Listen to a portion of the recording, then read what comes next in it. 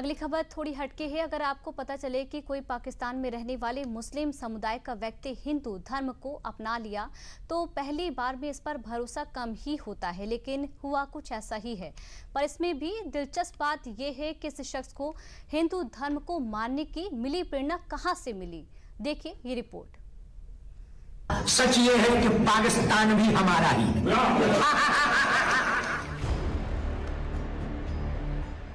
ये गूंज हिंदुस्तान के किसी कोने से उठती तो शायद आम हो सकती थी, लेकिन ये गूंज हिंदुस्तान से नहीं बल्कि 7 समुंदर पार ब्रिटिश संसद से उठी है, वो भी पाकिस्तान के नागरिकों के ही सामने।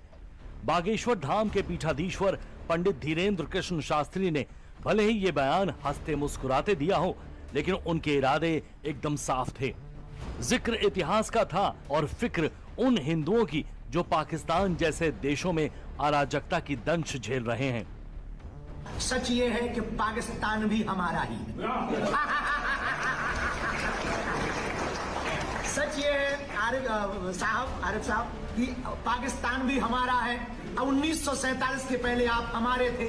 एक दीवार लग गई है 47 के बाद की बंटवारे की, पर बंटवारे में देश 2 हो गए हैं। दिल तो अभी भी काटेंगे पाकिस्तानियों का, भारतीय निकलेगा।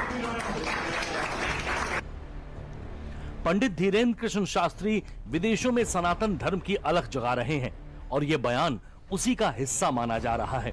दरअसल हुआ ये कि ब्रिटिश संसद में पंडित धीरेन्द्र शास्त्री का ऐसा सेशन रखा गया जहां उन्हें अप्रवासी भारतीय और पाकिस्तानी नागरिकों के सवाल के जवाब देने थे, और इसी बीच पंडित धीरेन्द्र शास्त्री के सामने आए पाकिस्तान के नागरिक मोहम्मद आरिफ, जिन्होंने भगवत गीता को लेकर धीरेन्द्र शास्त्री से सवाल पूछने की इच्छा जताई। मोहम्मद आरिफ आजा क्या है? मैं पाकिस्तान में पैदा हुआ था, मेरे पेरेंट्स इंडिया में पैदा हुए थे, 47 में माइग्रेट कर गए थे। मेरा छोटा सा सवाल है कि आप सब तो खुश नसीब हैं कि आप लोग सनातन में पैदा हुए। मैं मुस्लिम घर में पैदा हुआ, लेकिन स्टडी करके भगवत गीता पढ़ के मैं हिंदू हुआ हूँ। दरअसल ब्रिटिश संसद में चल रहे इस सेशन में मोहम्मद आरिफ वो मुस्लिम पाकिस्तानी नागरिक थे जो भगवत गीता से प्रेरित होकर खुद को हिंदू मानते हैं। अब जरा इनका सवाल भी सुनिए। सवाल मेरा ये है कि मुझे सब लोग सवाल करते हैं कि तुम मोहम्मद आरिफ आजा क्या हिंदू कैसे हो सकते हो, नाम चेंज करो। क्या नाम चेंज करना जरूरी है? क्योंकि कितनी कॉम्प्लिकेशंस होती हैं बच्चों की, बर्थ सर्टिफिकेट में इधर उधर हर जगह होता है नाम।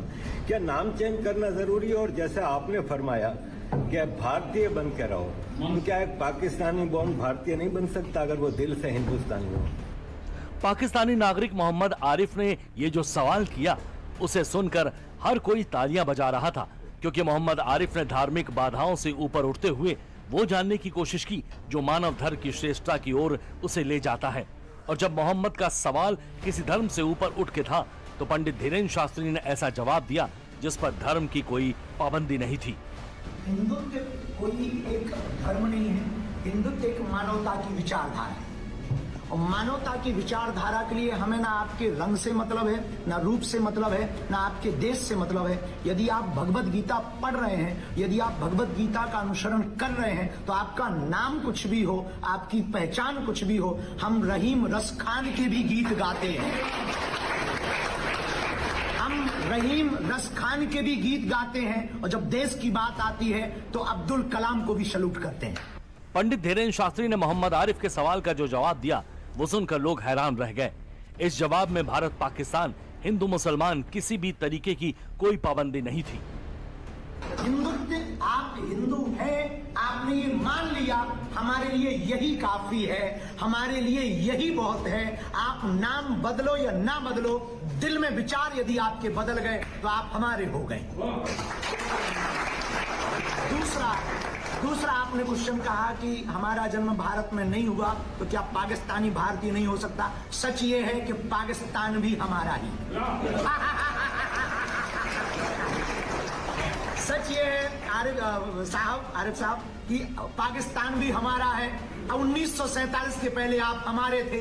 एक दीवार लग गई है 47 के बाद की बंटवारे की, पर बंटवारे में देश 2 हो गए हैं। दिल तो अभी भी काटेंगे पाकिस्तानियों का, भारतीय निकलेगा।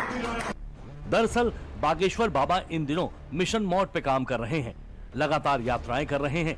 राम कथा सुना रहे हैं, वो भी बिना एक दिन भी विश्राम किए हुए। वो अपने मिशन मोड में लगातार लगे हुए हैं। बागेश्वर बाबा का मिशन देश से जातिवाद को खत्म करना है, सनातन का पताका दुनिया भर में लहराना और देश के हिंदुओं को एक करना है।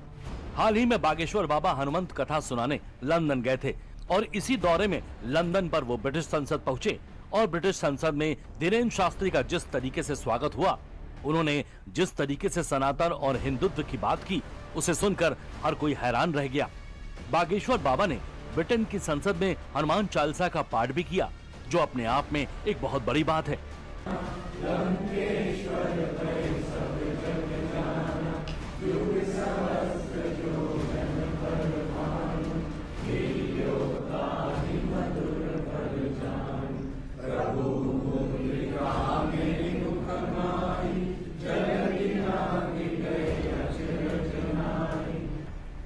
बागेश्वर बाबा ने विदेशों में सनातन की ऐसी लौह जलाई कि हर कोई उनकी सराहना कर रहा है, क्योंकि बागेश्वर बाबा सिर्फ लोगों को मानवता का ज्ञान ही नहीं दे रहे हैं, कई ऐसे काम भी कर रहे हैं जो आम लोगों की जीवन शैली को बदलने वाले माने जा रहे हैं।